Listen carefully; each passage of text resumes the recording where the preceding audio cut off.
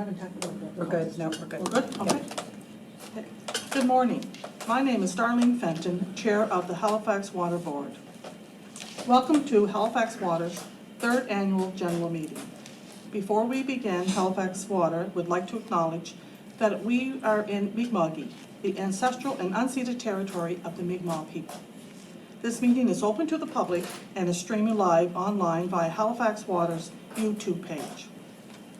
The agenda and presentation for this meeting are posted on the Halifax Water website, and hard copies are available in the vestibule. Before we begin the items on the agenda, I have some general information to benefit those attending. Gender-neutral washrooms are located through the meeting room door, turn right through the vestibule door, and then turn left. Bathrooms are on the right-hand side. In the case of an emergency, the exit route is through the main door that you entered when you arrived. If we are required to evacuate the building, the gathering or muster point is at the south end of the parking lot associated with this building. Please look for the black and white muster station sign located on the pole in the back of the parking lot. Please refrain from eating and drinking any food or beverages except for water. There is water and cups available at the back of the room. This is so that people who are listening at home can hear properly. We request that you please refrain from talking while the presentations are underway. Also, please ensure your phones and other devices are set to silent or quiet mode. Other than the recording devices that we have currently in the room, no other recording devices are permitted. As we said, this is streaming live via YouTube.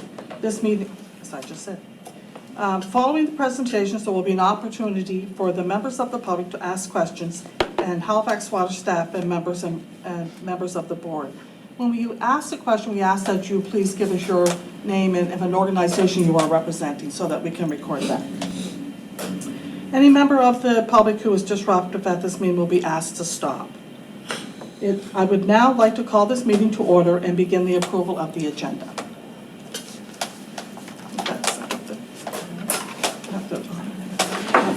Yeah, no, I have it here. I just have to bring it up.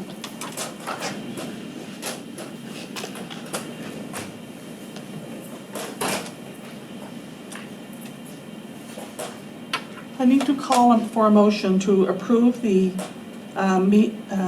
minutes of the second annual general meeting held on July 18th, 2018. May I have a motion, please? So moved. Have a second? All in favor, say aye. Aye. Those opposed? Hearing none, motion carried. The next item, I think, Kathy, is you will be doing the presentation.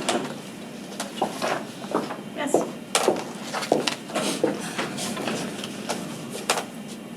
Thank you. So we don't have audio-visual like microphones in this room. So if anybody sitting in the audience can't hear me, please let me know and I will speak up a little louder. We're going to start with a review of our strategic initiatives and what we've accomplished this year, and also a discussion about what we've got planned for the current year. And I do want to extend my thanks and reflect that the accomplishments for the past year, although I'm the spokesperson for Halifax Water, the accomplishments are the result of the hard work of all of Halifax Water's staff. And most of the information presented in this report will be going to HRM Council on August 13th as part of the filing of our annual accountability report. So we had a number of strategic priorities that were set for 2018-19. Our performance is measured using a corporate balance scorecard, but in addition to our corporate balance scorecard metrics, every year we do an annual business plan which highlights some of the strategic objectives that we want to accomplish for the year. Our board approves the business plan. The business plan gets presented to HRM Council, and then after the year is completed, usually after the financial statements are audited, then we come back and report to both our board and HRM Council on what we've accomplished. Also, we do file information with the Nova Scotia Utility and Review Board to give them a sense of whether we're accomplishing our budgets and our mission and our business plan. So the first strategic priority we had in 1819 was the Customer Connect project. So this is our ongoing multi-year replacement of old water meters with newer technology AMI meters. Our goal was to have close to 50,000 meters installed by March 31st, and we did achieve the 50,000 meter milestone by March 31st. Right now, we're actually at 66,529 meters as of today. Our next strategic goal was wet weather management. So we had planned to expend approximately $6 million in capital for trenchless technology, and that was to reduce inflow and infiltration. And our target area was primarily the Clayton Park, Fairview, Bridgeview area. We actually expended $2.56 million for inflow and infiltration reduction in the Fairview area. And the measured results from that are 162 liters per second removed from our system. Additionally, we spent another $3.2 million in other trenchless technology projects. So in total, we spent $5.7 million towards our targeted $6 million. On the water side, one of our strategic priorities was to construct a new dam at Lake Major. And as of this moment, the concrete structure is complete, and the project will be ending in the fall of 2019, probably by the end of October. The good news to report there is that with the completion of the concrete structure, the public safety risk that had been associated with that failing piece of infrastructure has been addressed. The next strategic objective we had was to make an application to the Nova Scotia Utility and Review Board to update the regional development charge. That hasn't been done, but the update is underway and stakeholder consultations have started. It's more important for us to do it correctly than it was to have it filed by March 31st. So our first stakeholder consultation meeting was on June 20th, and we have another batch of consultation meetings planned, and has also built a month into the schedule to permit us to do one-on-one consultations with stakeholders. The next priority we had was to complete the first phase of our website. So as part of our vision of improving customer service, we wanted to get our own website that was separate from the municipality's website. We want to get a customer portal for the presentment of AMI data, and we want to move to more customer enabling technology for self-serve transactions, electronic bill payment, and presentment. That project is well underway. We achieved the first phase with the launch of our own website on April 3rd, and the second and third phases have now been combined, and that project is underway. It's a little bit slower than we had initially envisioned, and that's primarily due to the fact that the privacy impact assessments are a very important component, and seeing what has occurred with the province in this past year with respect to data breaches and privacy, we're very focused on ensuring that when we take a step forward with our customer portal, that we're secure from that perspective. The next strategic priority was to develop a biosolids strategy. There was a lot of work done on biosolids this year because the contract with Walker Environmental expired at March 31st, 2019. Our board did approve an extension of that contract, and we will be going to RFP this year. The next goal we had was to complete the second generation of the Integrated Resource Plan. And the Integrated Resource Plan is basically a 30-year capital program that indicates how we're going to meet the future requirements associated with growth, asset renewal, and environmental compliance.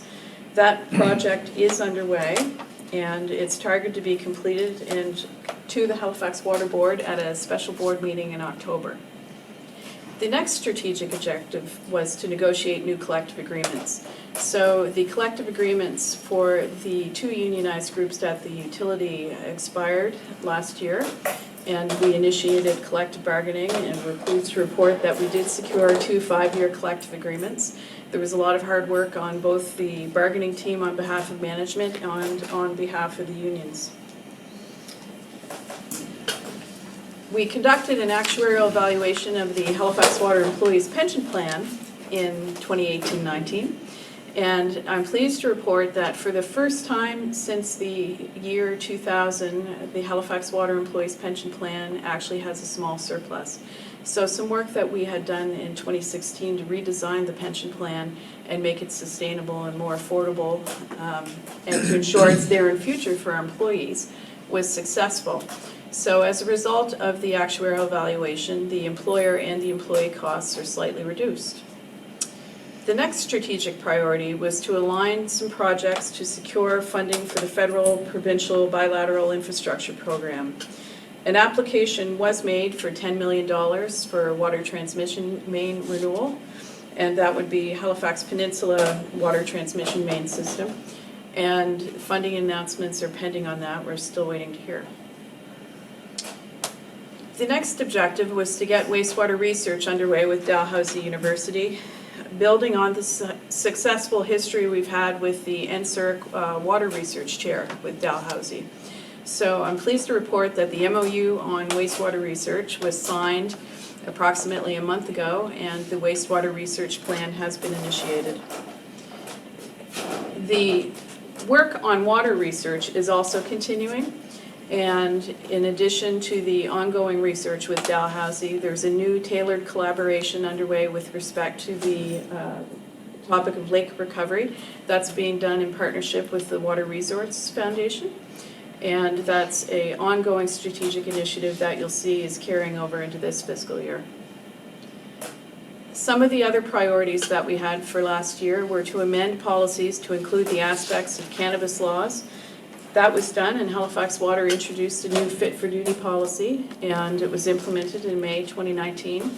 It's a step forward in terms of giving us some policy, guidance, and tools to help us ensure safety of our employees and the public. A very important strategic objective, which is still ongoing, is with respect to the Cogswell project. We had an objective to complete, design a business plan for district energy system in relation to Cogswell, and subject to a decision from HRM Council to seek approval from the Nova Scotia Utility and Review Board to implement a new regulated service. That is underway, but we're very closely tied and dependent upon the timeline that the municipality has around the Cogswell project. So we are hoping we can have a report going to the Halifax Water Board in September 2019. But depending upon the timing of HRM's work with respect to the project, we may not be to our board until October or November. The next strategic priority was to continue to embed safety culture throughout the organization. And this is one I want to pause and talk on because we did a really good job as a utility last year in terms of making some improvements in safety. And that was under the leadership of the director responsible for that, which would be Kenda McKenzie. So we have 3 corporate balance scorecard measures around safety. And the first one is infractions resulting in a written warning from the Nova Scotia Department of Labour and Advanced Education. This year we had 1 infraction. That's a decrease from 2 last year. Our second measure is with respect to lost time accidents, and we also saw an improvement there. We had 2.5 accidents per 100 employees. That's a decrease from 2.8 prior year. And the other area we saw improvement was with respect to traffic accidents. So in 18-19, we had 4.3 traffic accidents per million kilometers. That's a decrease from 4.38 last year. So our 3 safety metrics that we're monitoring do indicate some improvement, but that's an area where we want to continue to focus, and you'll see some objectives with respect to that next year. We've also introduced a new scorecard target for next year based on the average score of internal safety audits. And finally, to wrap up our accomplishments from last year, I'm showing this slide, which our former general manager, Carl Yates, was very, very proud of.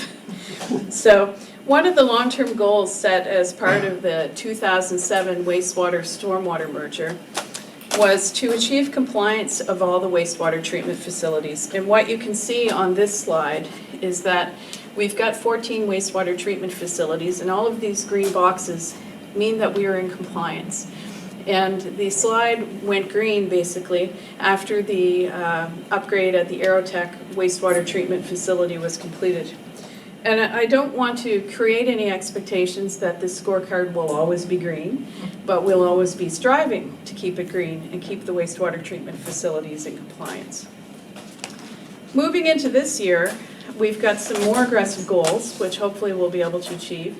We want to implement a new telephony system in the customer care center. We want to implement a corporate customer service strategy by March 2020.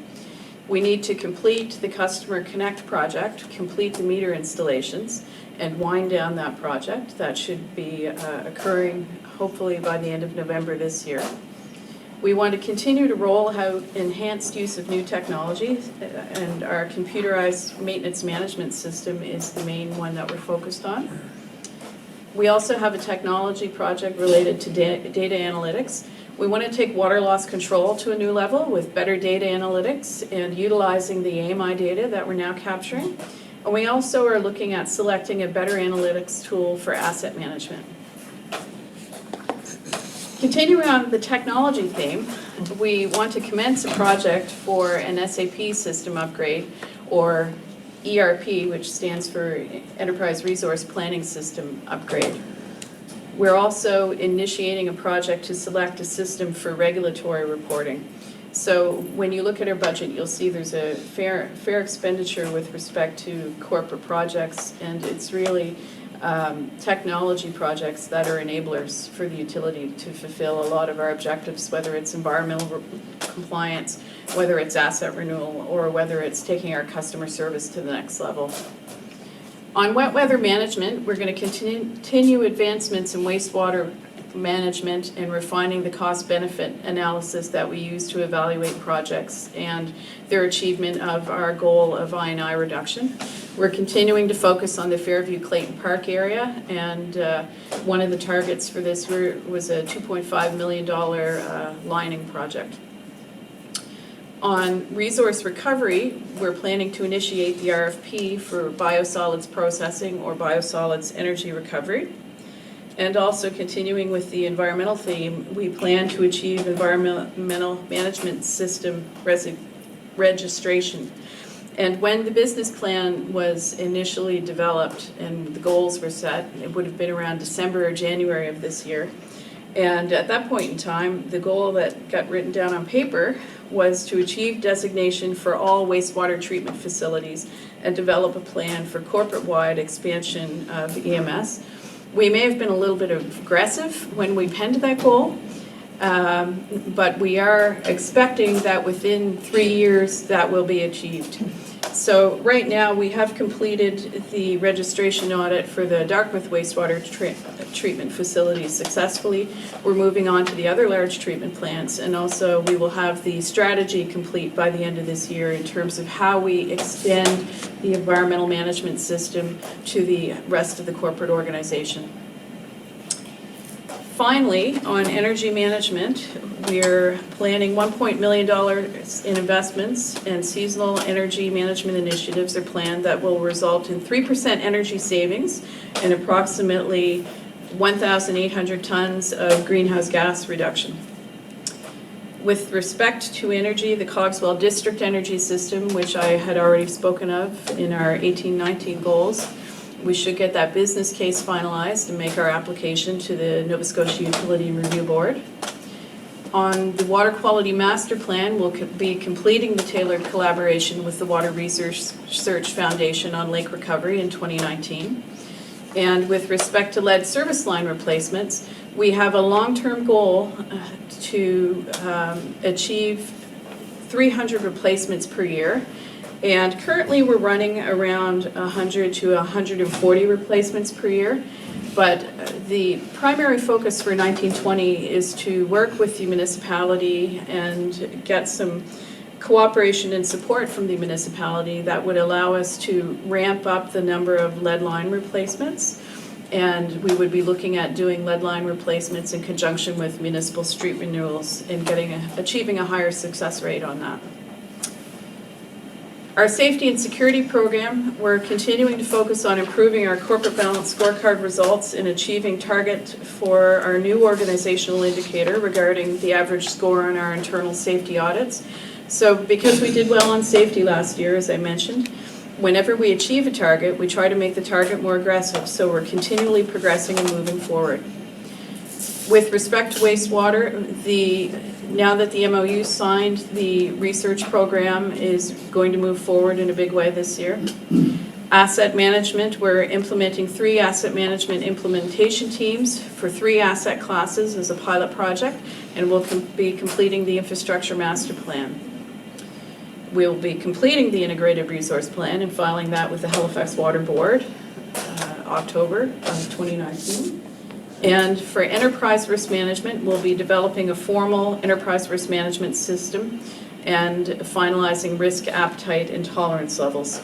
The next step in that is a board workshop that's going to be held this summer, and then we will be bringing enterprise risk management back to our board in September of 2019. We'll be completing our 5-year update of the regional development charge after the stakeholder consultation is complete. Then it will go to the Halifax Water Board, and then it will be filed with the Nova Scotia Utility and Review Board. On the people side, which can't be left out, we'll be rolling out online training tools and increasing support for supervisors, and we're developing career paths for some of our key positions. And that's a key thing that will help us ensure that we've got good succession plans in place as key employees retire. Finally, we've got a payroll project underway to replace our payroll system, and we'll be implementing an employee self-serve portal on April 1, 2020, which will do away with a lot of paper and manual transactions that take up a lot of time within the organization, so that will create efficiencies for us and some significant cost savings. So in closing, we'll be updating Halifax Water's 5-year business plan this fall, and we're always mindful of ensuring we align with municipal priorities. The accountability report that we will submit to Council on August 13th also tries to highlight where we align with municipal priorities. So we're going to hold questions until all of the presentations are done and then take them all at the end. So the next piece is a look at our strategic capital, and Director of Engineering and Information Services, Jamie Hannum, is going to come up to talk about the capital initiatives.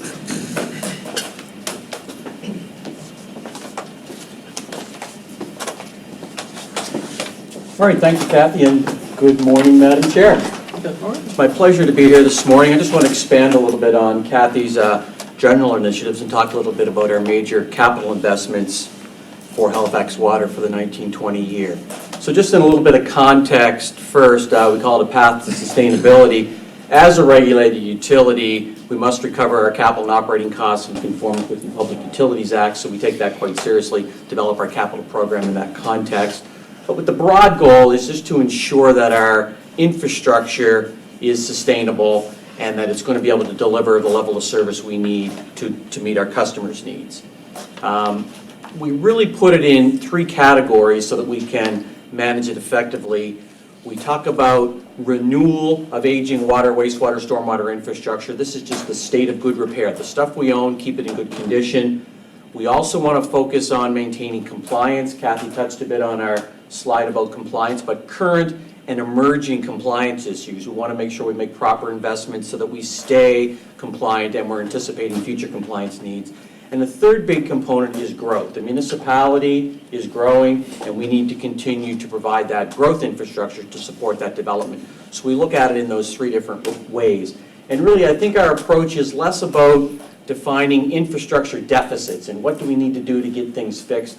And it's more about developing a sustainable annual level of investment so we can keep moving forward, maintain a constant level of service. And our integrated resource plan, which 2012 is the current edition, gives us that direction. As Kathy noted, 2019 we're going to have a revised version of that just helps highlight that long-term vision of how we're going to create that sustainable level of investment. So just looking quickly at the 2012 IRP, we still rely on this slide.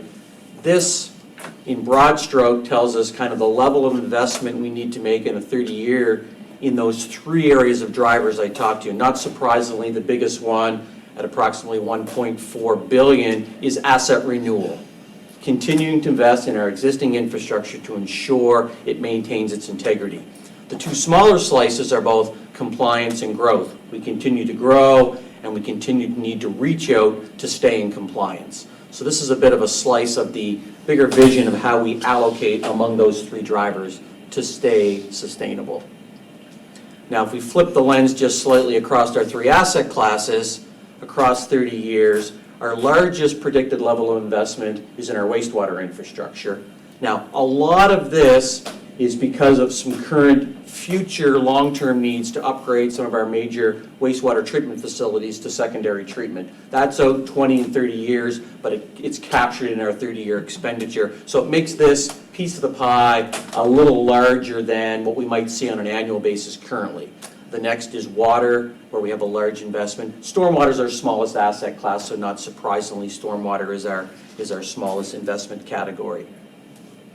So as we go from the 30-year vision now down to our annual program, this is the capital budget as approved by the Halifax Water Board and the Nova Scotia Utility and Review Board for 1920. And it shows about an equal investment in water and wastewater infrastructure of around $35 million and a $10 million investment in stormwater. So I think that's reasonable that our water and wastewater are about similar in size and nature. The previous 30-year slide showed wastewater larger, but that was largely because of long-term future potential compliance needs. So this is a bit of a balanced approach that we tend to see year over year, certainly in the near term.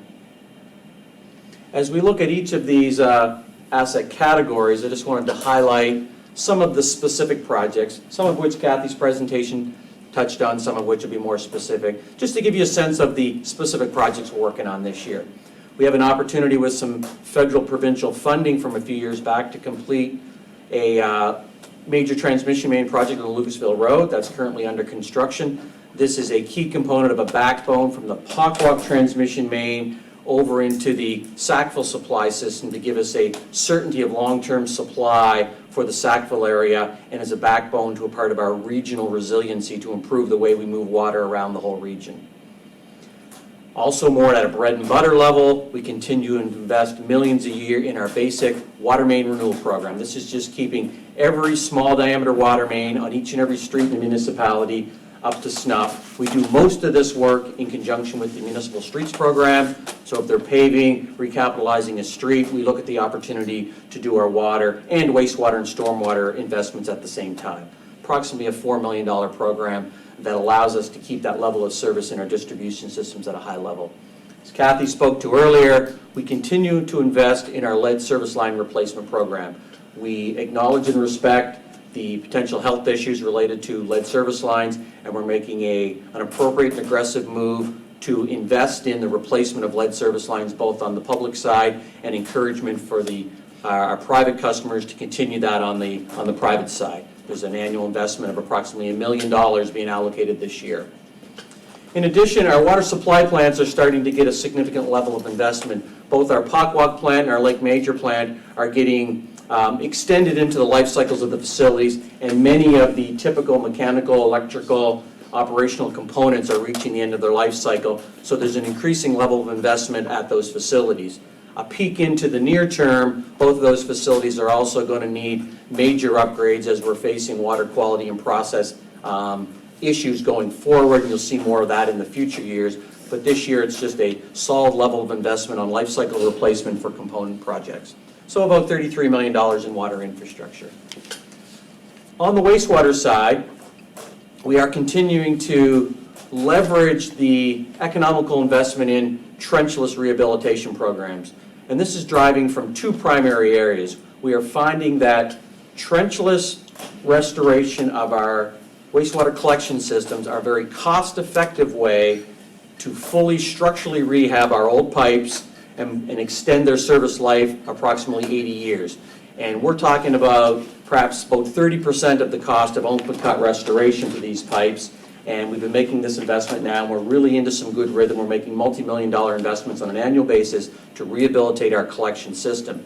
The other portion of that is we are finding that lining of collection system pipes is becoming a very effective way to reduce inflow and infiltration into the system, which taxes our downstream trunk sewers and our downstream treatment facilities. So we're getting two bangs for the buck: structural rehab, II reduction. Again, integrated wastewater collection projects. This is the close cousin to the water main renewal program, where we get in with the municipal streets program to identify and upgrade wastewater projects.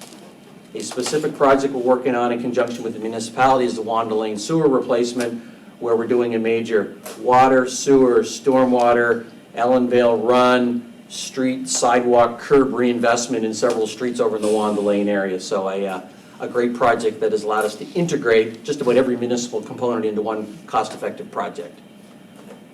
Halifax Water is responsible for the ownership, maintenance of the portion of the wastewater lateral from the main to the property line. And based on the age of a lot of those laterals, we continue to invest a lot of money annually, both proactively and when necessarily reactively, to ensure that those laterals stay in performance. The more proactive money we can invest, the more economical those programs are, yet laterals do fail and we do have to react to those. Another interesting program that's going through detailed design and will hit the capital construction this year and in the next several years is some sewer separation of combined sewers on the peninsula, mostly focused in the north end of the peninsula at this time, where if we can separate stormwater out of the combined sewers, route that stormwater directly to the harbor, take it out of the trunk sewers, take it out of the treatment plants, we can do two major things. Create capacity in the local combined sewers for increased development that is being proposed in the north end, and we can continue to reduce the volume of water in the wastewater system for create growth capacity both in the trunk sewers and the wastewater plants. So this is a bit of an integrated approach with the municipality and ourselves to do some sewer separations for those dual benefits. On the stormwater side, again, we make an annual investment in integrated program to replace old storm sewers in conjunction with municipal streets programs. Kind of like the water lateral of the sewer lateral program, we own and have maintenance responsibility for all of the cross culverts and the driveway culverts in the municipality. So we have a proactive program and a reactive program to replace culverts as required, and it's about $800,000 this year. An interesting project that we inherited back in '07 was the Ellenvale Run system over in Dartmouth, which conveys water down through the urbanized portion of Dartmouth. That system had a series of retaining walls, largely gabion baskets, that have started to fail. We've got a multi-year project to replace that retaining wall system with a more appropriate long-term effective concrete wall system. And this year we're putting 2 phases in, which would be like the 3rd and 4th phase of the Ellenvale program, and that project's moving along quite nicely. Corporate projects for internal management of capital, we develop a 4th category called corporate projects, where they really apply to cross-corporate initiatives. We, on an accounting perspective, allocate the cost back to the water, wastewater, and stormwater system, so we're still just working on 3 asset classes. But from a delivery perspective, we identify corporate projects separately. We've identified 4 of those larger projects here. One is the 2nd year of the implementation of the IT strategic plan. 2 years ago, we developed a fresh IT strategic plan that was really going to move us forward with a customer-focused, employee efficiency-focused, IT security-focused approach to moving our corporation forward, and developed a long series of projects to meet those needs. This year, there's close to $10 million of projects being delivered to meet those initiatives. Kathy referred to the final phase of the AMI project that will get all of our Customer Connect new meters in place and begin implementation of that system-wide approach. We continue to invest in corporate flow monitoring on our wastewater system. And one of those tenets is we really can't manage our system operationally or manage it from a capital perspective unless we really know what's going on in the system. In order to know what's going on in the system, we've got to measure flow. We've been successful on the water side for years. Knowing where the water goes, we can manage the system better. We're continuing to invest in flow monitoring to better understand our wastewater system to make improved decisions. The final activity on here is potential land acquisition for a new East Central operations facility. Currently, we own and operate 4 facilities that cover water, wastewater, stormwater operations in Central and East. At least 3 of those facilities are at end of life for a variety of different reasons. Either the structure has exceeded its life, the building's in the way of a future TIR right-of-way, or we've outgrown the space, and so there's a real need to replace those facilities. We've looked at it, and the most cost-effective way that we believe to date is to generate 1 single facility to house water, wastewater, stormwater in both East and Central, and to do that from a single common depot located in the Burnside area. So we're still within the staff planning process, but we hope to take a report to the board for consideration this fall to proceed with that project. The timing is pretty critical because the life has come to at least 3 of those 4 facilities. So that is my information on the proposed capital activities for 1920, and I'll address questions later as requested. Thank you. Thank you, Jamie. Thanks, Jamie.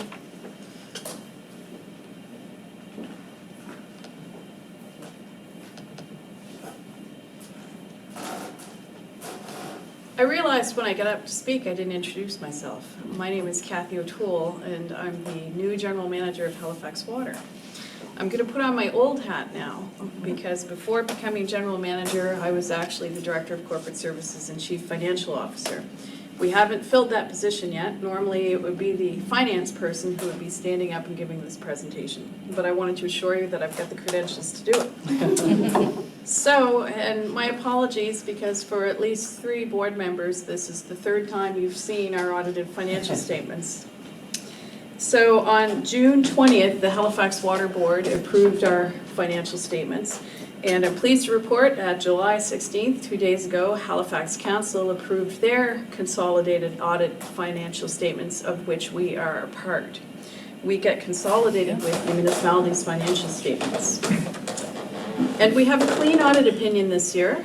And from a financial perspective, we have a surplus of $16.1 million under IFRS reporting, which is International Financial Reporting Standards, or $400,000 under the Nova Scotia Utility and Review Board Handbook Standards. So I'm going to explain a little bit why we have different reporting standards. So because we get consolidated with the municipality, we're required to produce IFRS standards. But for the purposes of complying with the Public Utilities Act and the Nova Scotia Accounting and Reporting Handbook for water utilities, we have to produce a set of the statements that comply with their accounting requirements. And there are some areas of difference. So we produce one set of audited financial statements, which are external auditor Grant Thornton audits. And you can see that the front piece of the financial statements are under IFRS, and then in the back we have the translation into the UARB handbook statements. That shows up in schedules A to G of our financial statements. And in terms of what our board looks at, we generally focus on the Nova Scotia Utility and Review Board results. Those are the ones that are meaningful in terms of managing our budgets and managing our rates, because those are the reporting standards that are going to dictate when it's time for us to make any adjustments to our rates for water, wastewater, and stormwater service. So this is just the reconciliation that explains how we go from our Nova Scotia Utility and Review Board net income to our IFRS total comprehensive earnings net income. The main difference is caused by how debt servicing is treated. So under the Nova Scotia Utility and Review Board, the cost of debt servicing, both principal and interest payments, flows through the income statement. And under IFRS, the principal portion of our debt servicing payments do not flow through the income statement, they flow through the balance sheet. And there's a few other little ins and outs, but the major adjustment that causes the difference is the $20.5 million of debt principal appropriation. So the other highlights from our balance sheet this year, our assets increased by 3.4%, or $1.4 billion. And our work in progress was also increased by $5.1 million, or $5.1 million to $29.6 million was the increase. And the work in progress has increased as a result of major projects that are currently underway, or were underway as of March 31st. That would be the AMI project, the J. Decline Filtration Replacement Project, and the Lake Major Dam Replacement Project. Our utility plant and service is the number that reflects when we get those work in progress projects completed, then we take the assets into service and they're added to our utility plant and service. That increased by 3.5%, or $1.28 billion. increased 3.5% to bring it to $1.28 billion. The total capital additions that we had for the year were $80.7 million. So that would be capital projects that were completed and closed out during the year. And it is a reflection on the capital program delivery people that we've accomplished that much this year. That's a significant amount of activity and a significant amount of capital projects. Some of the major ones completed were the Aerotech wastewater treatment facility at $24 million, the Fall River Water Servicing Project, which was $10.2 million. We installed $6.6 million of AMI meters last year and $4.2 million on mainline lining. On the liability side of the balance sheet, we did have a little bit of an increase in our liabilities, 3%, bringing our total liabilities to $349 million. And on this slide, you can see what makes the breakup of those changes in liabilities. I'm not going to spend a lot of time talking about that, but I am going to focus on the long-term debt. Our long-term debt is down this year by $8.2 million, which is good news. Our total debt, including our current portion, is right now $208.2 million. And we're well within the debt servicing ratios that we're required to be within to satisfy the needs of the municipality and the Municipal Finance Corporation. Whoops, I went backwards. So this spreadsheet shows you our URB handbook results. And if you look at the operating revenue line, which is the top line on the chart, you can see that we didn't do too badly compared to prior year. Our revenue was $268,000 above last year, which is only a 0.2% change. So we're pretty close to where we were prior year. It's a little bit unusual because operating revenues had been decreasing for us in previous years, so it was a good news story to the extent that revenues are more or less flat. And one thing going on with our revenues is we had actually budgeted for a 2.5% decrease in consumption this year. There was actually more or less flat consumption, and part of that is driven by growth and new customer connections. We had about 638 new customer connections this year. Part of it's driven by the AMI changeout project. So as we're replacing older meters that are at the end of their useful life with new, more accurate water meters, in the year we do the replacement, there is a gain in terms of the accuracy of the meter reading. So for 1920, we're expecting that consumption will remain flat if growth continues apace. Otherwise, we expect to return to the same pattern of decreasing consumption that we've been steadily experiencing for the last 20 years. And we take our decreasing consumption into account when we're doing our go-forward plans. All of our future infrastructure plans and financing strategies do reflect an assumption that consumption is going to continue to decrease. Looking at the results by service area, you can see that we do have a deficit for water, wastewater, and stormwater regulated activities. It works out to $4.8 million. And we also break our results down not only by our operating service, water, wastewater, stormwater, but also by what's regulated and unregulated. So these two charts show that $4.8 million loss in two different ways. And you may remember the first slide I showed you talked about a $400,000 surplus on a URB basis. The reason it's shown as a $4.8 million deficit on this slide is because it does include accrued pension plan expense for the year. But when we submit to the URB or go to establish rates, the accrued pension plan expense is taken out because we're only allowed to account for pension plan and employee benefit related expenses on a cash basis from the URB perspective. So to close off, revenues were flat, operating expenses were slightly under budget by $1.6 million, and most expense categories fell under that pattern of being under budget except for administration and pension, which was slightly over budget. We anticipate that that will not occur this year because we've gotten some good news with respect to our actuarial evaluation. Debt servicing costs were significantly under budget. They were $3.3 million under budget.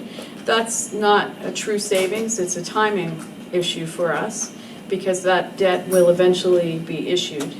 What happens is that we issue our debt when we need it, when capital projects are complete.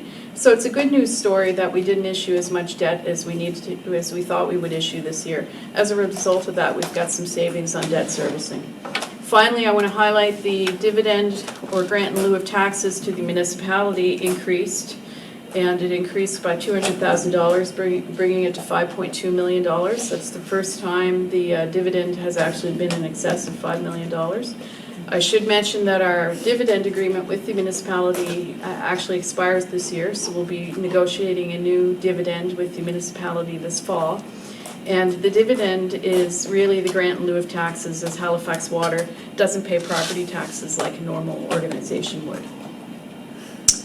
So finally, I wanted to highlight our comparison to forecast. So the last forecast we took to the board before we finalized the year-end position, we were forecasting a loss of $4.9 million.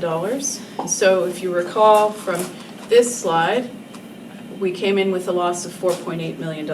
So our ability to forecast accurately on the operating budget side has been steadily improving, and I was really pleased to see this result.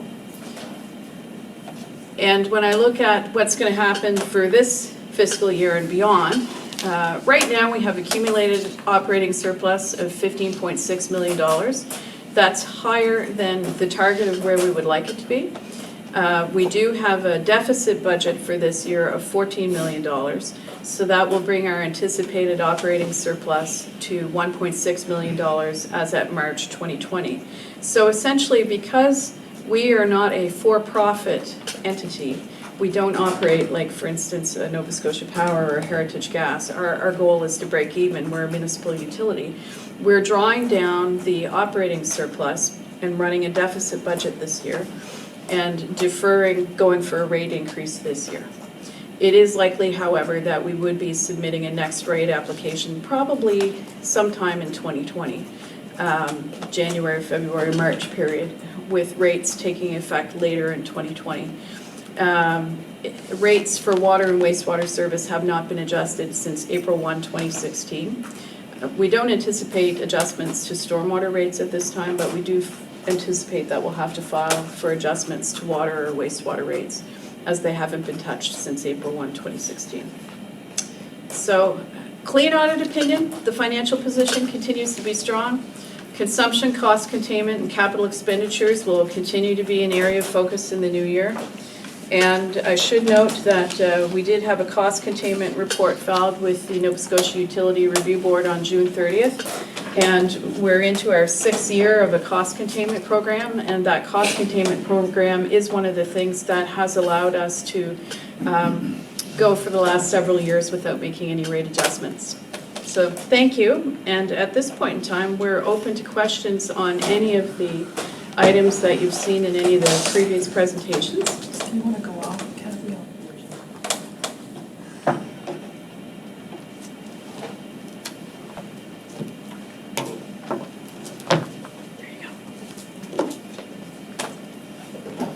Richard, you had a Yes, I did, Madam Chair.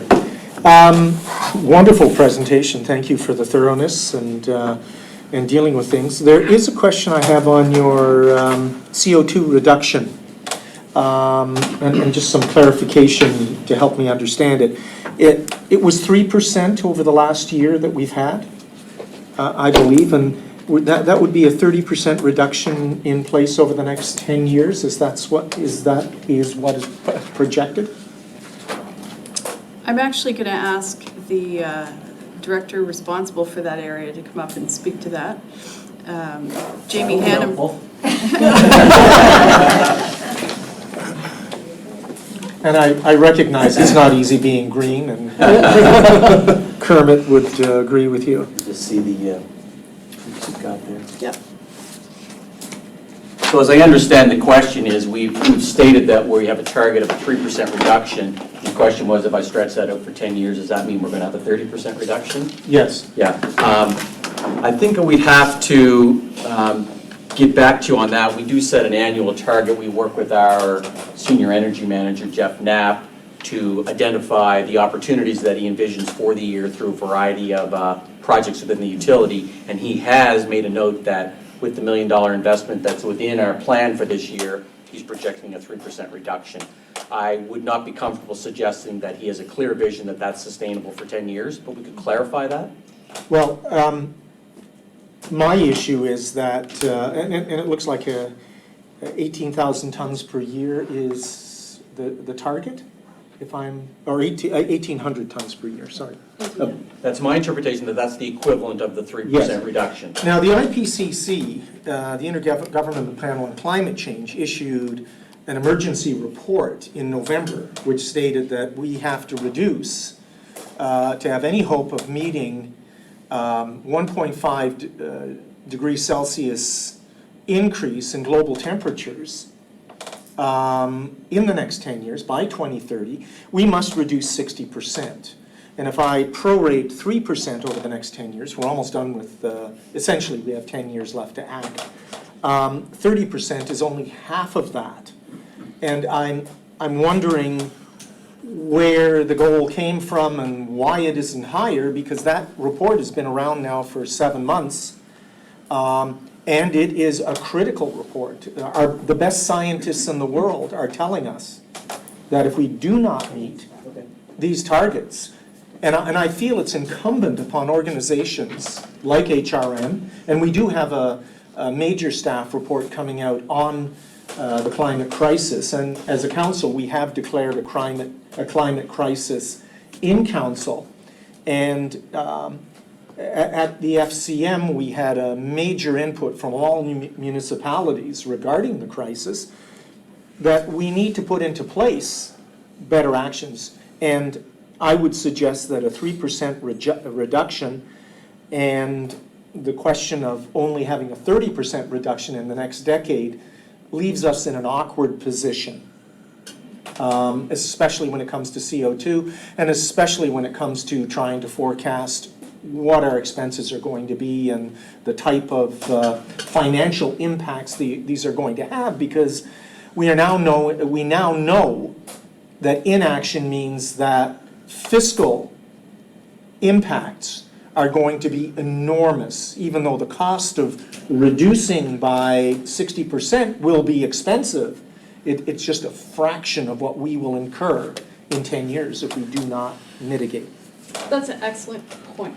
And the timing of the IPCC release and the timing of Council's declaration were after the establishment of the 1920 goal. So this 1920 goal was set around December 2020, excuse me, was set around December and taken to the Halifax Water Board in January. So when we come back with the 5-year business plan this fall to the Halifax Water Board, within the 5-year business plan there is a section on energy management, and previous 5-year business plans we presented have actually had almost an energy management plan section within them. So we would be able to probably address your question when we bring back the 5-year business plan this fall. Okay. And a further question, if I might, Madam Chair. Since we have a report coming out by HRM, would it be good policy to consult with HRM regarding their suggestions for other departments to implementing ways to reduce our CO2 so that we don't have to reinvent the wheel, so to speak? I understand that Halifax Water has its own specific issues, but since we're already ahead of the curve, since our staff at HRM has been tasked with presenting a rough draft, that this may in fact make things a little more timely and make things a little easier on those trying to meet those particular goals. Yeah, I think that Kathy and her staff will certainly look into that, and it's a good point. Thank you so much. Thank you. Any other questions? Oh, sorry. Question for Jamie. Any comment on how this year's budget or future budgets will address the URB comment on sinkholes? Yeah, so I believe you're referring to a recent approval where we had a problem with a combined sewer where we did have a sinkhole and got some emergency funded to react it. They have requested that we develop a more comprehensive approach to being proactive to identify potential sinkholes, and so we're taking that initiative upon us. Part of that is we already are reasonably proactive with our condition assessment, knowledge of the system through operator intervention, CCTV work. They've asked us to both, I think it'll be a comprehensive approach to both document what we currently do and also perhaps ratchet up a little more proactively what we could do in addition to stay ahead of that. So they've asked us for a report later this year, and we'll provide that, and I think it'll be two-staged. Document the components that we do for clarity, and then probably have some enhanced features of how we could introduce additional programs to better identify those.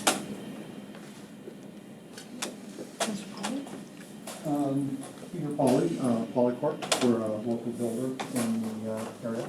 I just want to get some clarification because I think that Kathy said that questions can be asked pertaining to the slide presentation.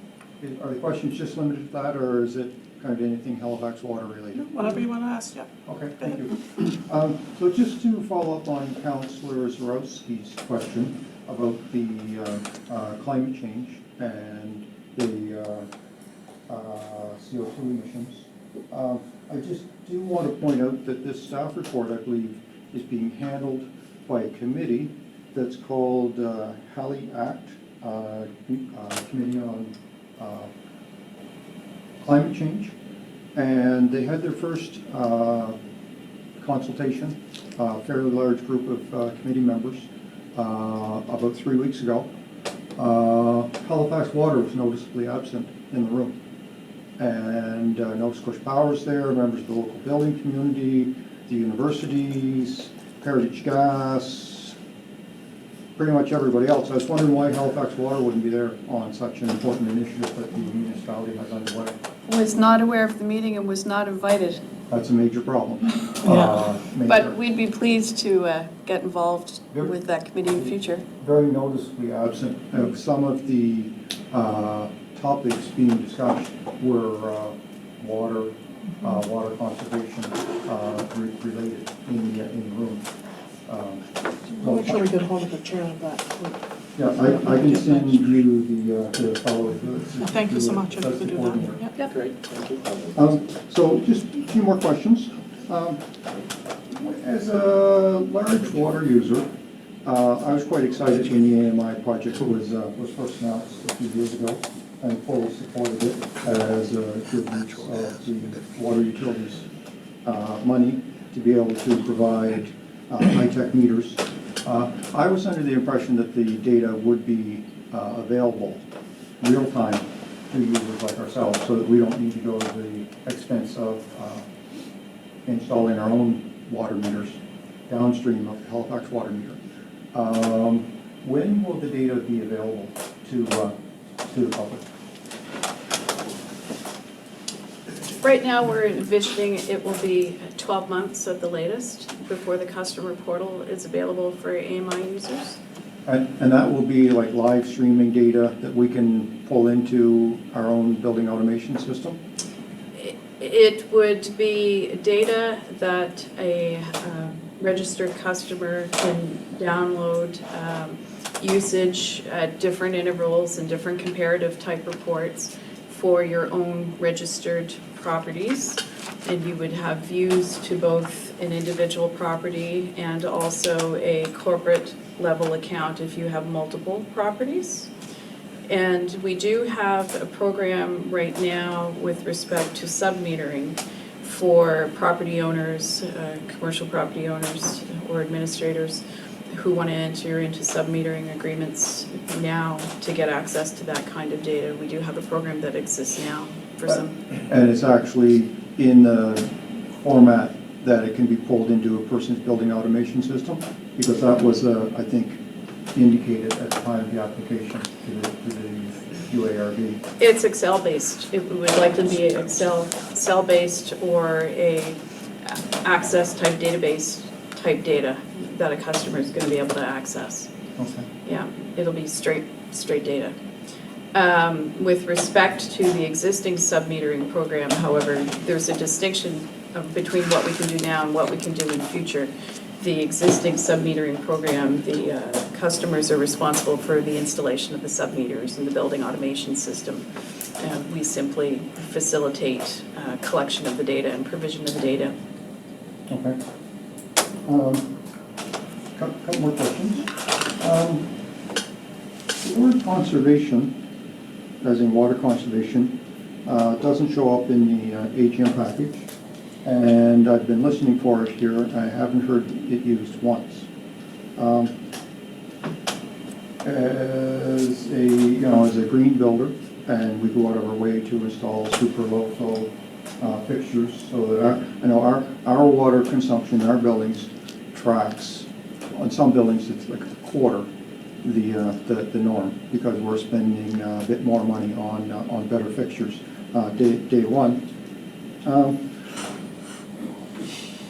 Other than, calling a customer when you see a spike in water usage from, say, like a toilet running or something like that, is the utility doing anything to promote water conservation?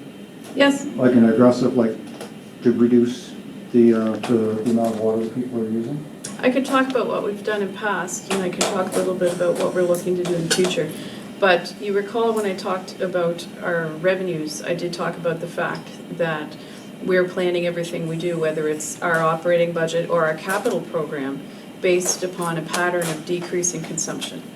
And if the decrease in consumption is not occurring naturally, which it has been to date, there's some objectives and initiatives we have to ensure that we're good stewards of the environment and our customers are good stewards of the environment. And that's implicit in our mission statement. In the past, we've always had water conservation facts available on our website. If a customer calls, we'll direct them to those water conservation facts. We've also distributed water efficiency fixtures through the customer care center when such devices were first becoming popular. Now it's more cost effective. They're abundantly available at Home Depot, Kent, Home Hardware, Walmart. It's not cost effective for us to do it because customers can go directly to some of those big suppliers and get them cost effectively themselves. We're also, as a result of the work on the integrated resource plan and some of the regional development charge discussions, like you've participated in our last stakeholder meeting, exploring participation with an organization called the Water Conservation Alliance. So what that would give us is new business tools in terms of assessing cost benefit of different investments or programs to see where it would be most beneficial for the water utility to invest money for conservation. To date, our effort has focused on wet weather management and I&I reduction, as the Utility Review Board has recognized that's the low-hanging fruit and that's the best value for our customers. But there are other tools that we're going to start looking at in terms of water conservation. And when we do get our customer portal online for the AMI project, some of those platforms we've looked at actually have customized water conservation tips built into them. But it's really going to be up to a customer whether they want to opt in and provide enough data about their house, how many people live there, how many fixtures they have, and their usage patterns that would enable the system to provide some customized water conservation tips. So when we go out to RFP very shortly to get our platform for Customer Connect, the customer portal, one of the things we'll be evaluating is the ability of that platform to give useful information to the customers for them to manage their own conservation and for them to get those water savings tips. Yeah. But I think that to say that the UARB has wanted to focus on weather prevention and I&I reduction because it gives the best bang for your buck is actually misleading because nobody's actually looked at the economics of an aggressive, proactive water conservation strategy. So that's my question.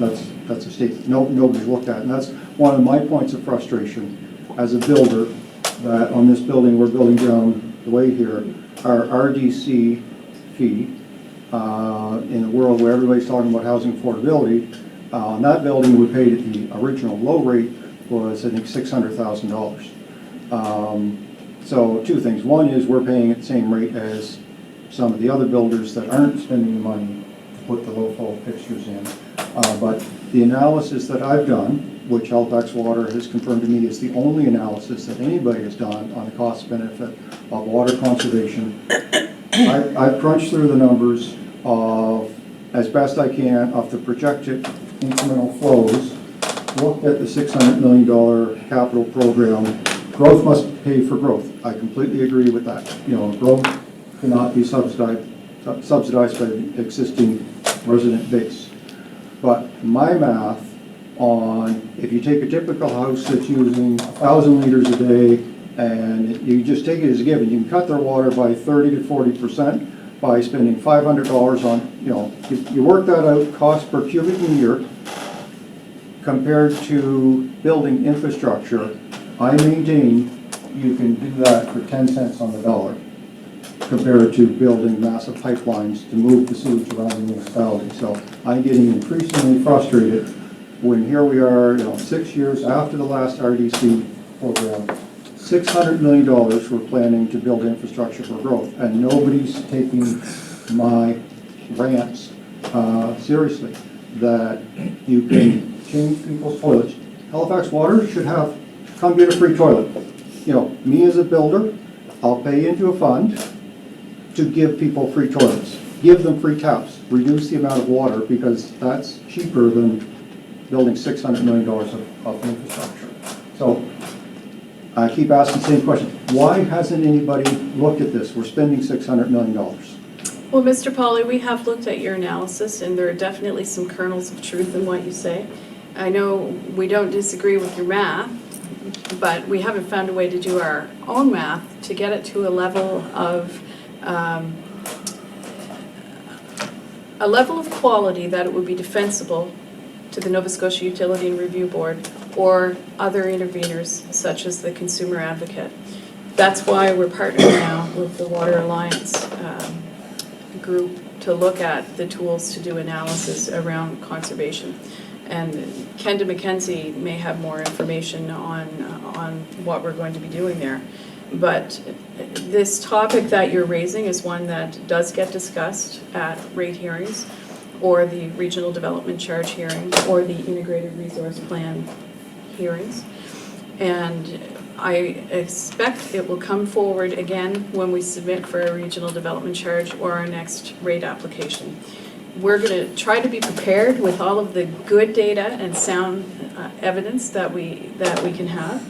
And ultimately, if the URB directs us to do additional work with respect to conservation, we'd be more than pleased to go in that direction. But, the Income Property Owners Association and builders and developers are only one intervener. We need to get other stakeholders like low-income groups and the Consumer Advocate with the same level of understanding and same objectives.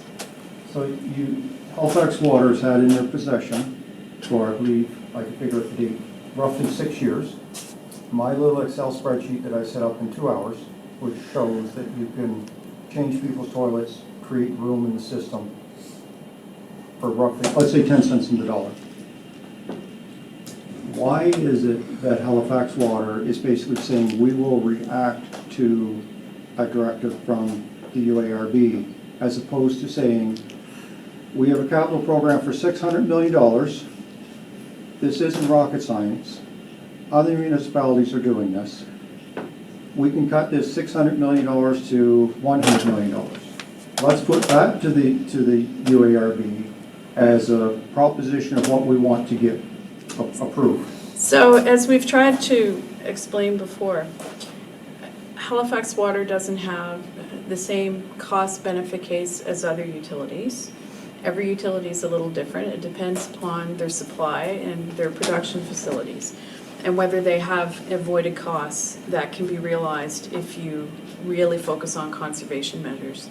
Last year at the AGM, we did offer, if you wanted to come meet with myself, or the previous general manager, or the board chair last year offered if you wanted to come in and meet with us. We'd be pleased to sit down and go through your spreadsheet line by line. I've done that before, and 6 years ago, in fact, when you first submitted it through the regional development charge process.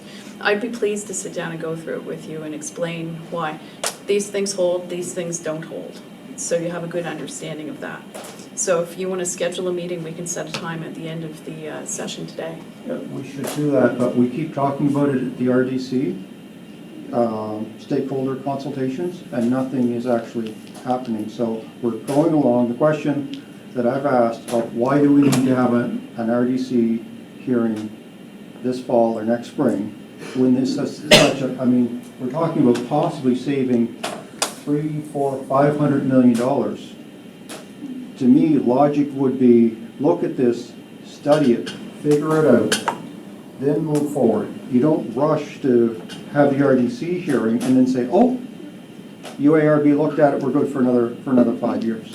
So you may have missed it in my presentation, but I did say that quality of submission is more important to us than rushing.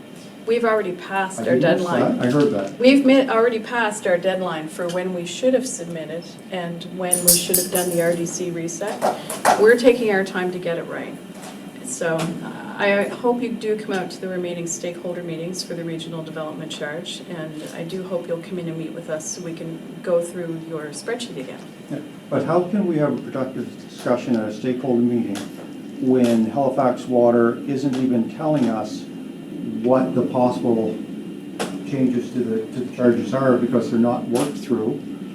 There's a meeting scheduled in August. A lot of people are going to be out of town. Then one September, and then boom, it's going to the board in October. This isn't what I call, well thought through. This seems, rushed when we don't even know if, are we talking about a decrease? Are we talking about an increase? So in response to the last stakeholder meeting on June 20th, we added an additional public consultation meeting as part of the schedule.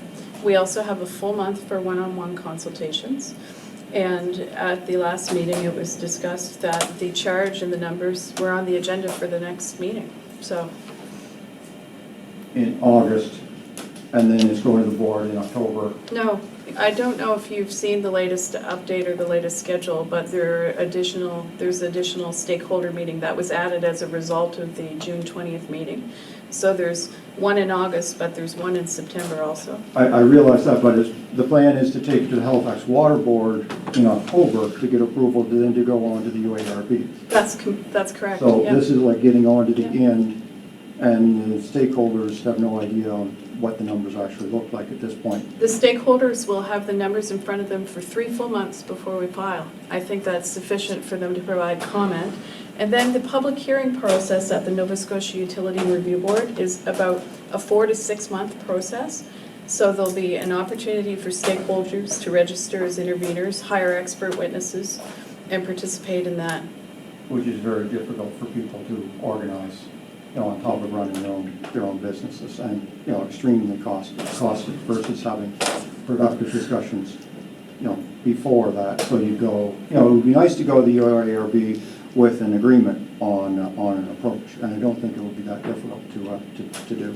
Well, actually, that's probably always a good thing to have settlement agreements, but when we're talking about regional development charges, there are other stakeholders who aren't in the room, such as the consumer advocate and the parties that represent low-income customers. Because one thing that we have to understand is it's a zero-sum ballgame. If we've got to spend $600 million, what's not coming through the development charge is going over onto the rate that impacts all customers. That would be if you need to spend the $600 million. My point is the $600 million to build infrastructure for growth, I truly believe could be $100 million because we're going around reducing the amount of water that people are using. I mean, in Halifax Waters, the Blue Water Consulting study that we received a couple years ago now, at the last RDC hearing, staff were basically saying the pipes were leaking so bad, it doesn't matter how much water people actually, use through their taps. The numbers that Halifax Water's consultants are putting out now actually show that 70% of the actual water running through the pipes in new construction is consumption related.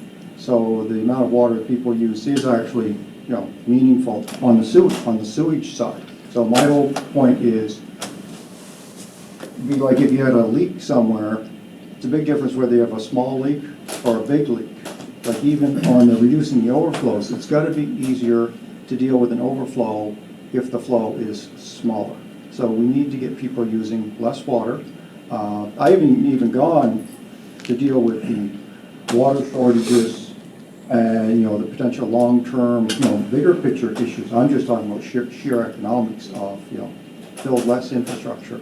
No, we agree with that, and we're hopeful that's the case, and that's what the consultation process is supposed to do. I don't know if you recall or not, but when we filed the last regional development charge, between us filing and us getting a charge approved, I believe it's about $141 million in capital change. The amount included in it was reduced, and we've got a lot of examples, such as the Beachville Lakeside Timberley project, where we were going to do a wastewater treatment facility upgrade that I think was about $20 million, and we found another way to improve the wastewater collection system and get more efficient and avoid that upgrade. And what was a $20 million project, I think, became a $14 million project. So we're not interested in spending money we don't need to spend. And we really thank you for continuing to come out to our consultation sessions. So my recollection is that that $140 million decrease in the capital program came as a result of the consultants rerunning the models, changing the rate, increasing the rate at which the water consumption per person was decreasing. So it made a huge difference on the amount of infrastructure that needed to be built to make a simple change in that variable. That was one of the things. There was actually about 5 assumptions that changed. The term of the model changed, the financing assumptions changed, the water conservation assumptions changed. The biggest chunk was increasing the rate at which the consumption was followed. No, I'm actually afraid you're incorrect there. The biggest change was moving from 30-year time frame to a 20-year time frame for the capital. Okay. I guess I don't think we got the detailed analysis of what causes that. I was under the understanding like $100 million of it was due to the change in the rate at which the water consumption was decreasing. Anyway, I made my point. There's a lot of economics behind water conservation reducing. I mean, to me, this is like if Nova Scotia Power wanted to build 2 new coal-fired plants today at a cost of $600 million and charge it back to people building new houses, people would say, this is crazy. There has to be, you're better off to reduce the amount of electricity we're using instead of just building more coal-fired plants. To me, it's no different. Thank you for coming out. I really do appreciate that you and also Leah Brooks are here, the only 2 members of the public. These are important multi-million-dollar issues that impact our rate base. Okay, thank you. Thank you. Are there any other questions? I guess that brings this annual general meeting to a close. Just have a few closing remarks. One, I want to thank Kathy and her executive team and her staff. They've done a fantastic job over this last year, and I'm going to include Carl in that because he was here for most of the year. And I just wanted to let the people in the room know that I did not reoffer to be on the board of Halifax Water. This is my 2nd term, and it's been an honor and a privilege to work with this organization. And I want to wish them all the best in the future, and congratulations to Kathy and her team, as I said. Thank you so much. You need a motion to adjourn. Oh, I need a motion to adjourn, sorry. So moved. Thank you. I learned well, Russell.